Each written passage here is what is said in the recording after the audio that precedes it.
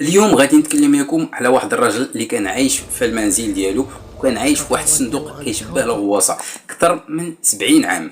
اليوم غادي نحكي لكم قصه بول الكسندر. عام 1925 فيروس شلل الاطفال دار الرعب في الولايات المتحده، وجاء ليبلغ على 60 ألف حالة في أنحاء البلاد، كما وقع علينا في فيروس كورونا. غلقت بعض المدن والأماكن الشعبية، وهذا الفيروس عنده القدرة باش يضرب النخاع الشوكي والدماغ وكيسبب الشلل والموت إلى قدر الله. بالنسبة لبول ألكسندر، بدا ليه المرض في الجسم ديالو وارتفاع درجة الحرارة، ومن بعد فترة ما قدرش يتمشى وما قدرش يتنفس، ومن بعد خدوه والديه عند الأطباء باش يديروا ليه عملية على القصبة الهوائية، ولكن ملي فاق لقى راسو ما قدرش يتحرك نهائيا، ومركبينو في واحد الصندوق حديدي يسمى بالرئة الحديدية بين المئات ديال الناس. الرئة الحديدية هي واحد الخزان معدني كيستخدموه في العلاج ديال مرض الاطفال اللي ما يقدروش يتنفسوا.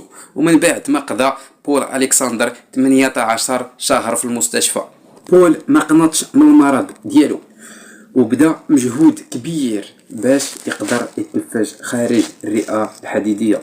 بول كان عنده مربية كتشجعو على تنفس خارج الرئة الحديدية، ووعدته وعد كبير باش تقدر تعاونو حتى يتنفس 3 دقائق خارج الرئة الحديدية. الوالد ديال بول صنع ليه واحد العصا باش يرسم بها ويقدر يكتب بها، وهذيك العصا اللي صنع عليه الوالد ديالو خصيصا كيشدها بالفم ديالو. وبقى بول الكسندر كيحاول 3 سنوات، من بعد ديك 3 سنوات قدر يتغلب على المرض ديالو وقدر يتنفس بلا ما يحتاج الآلة، وهنا يقدر يبدا يحقق الحلم ديالو.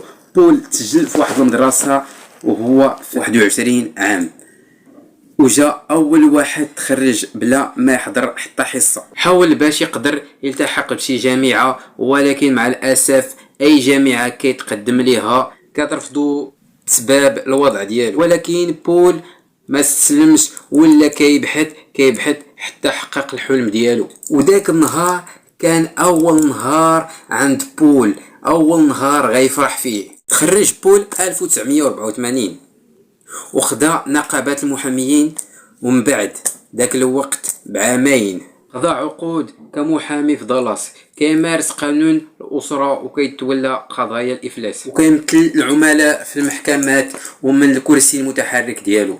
ومن بعد ما تقدم بول في العمر وما بقاش بول خدام كمحامي، ولكن بول ما استسلمش وبدا كيفكر ينشر القصه ديال حياته، وبالقلم والعصا البلاستيكيه اللي كيستعملها بول بالفم ديالو قدر بول ينشر مذكره ديال حياته اللي خدات منه 8 سنين باش يكملها. وسمى هذه المذكره 3 دقائق الكلب. كانت اول 3 دقائق اللي تنفسها بول خارج الرئة الحديدية، والكلب كان الحافز اللي كانت وعدته به المربية ديالو الى قدر يتنفس 3 دقائق. انت ولا انت اللي كتفرج معنا، اش من عبرة خديتي من هذه القصة ديال بول الكسندر؟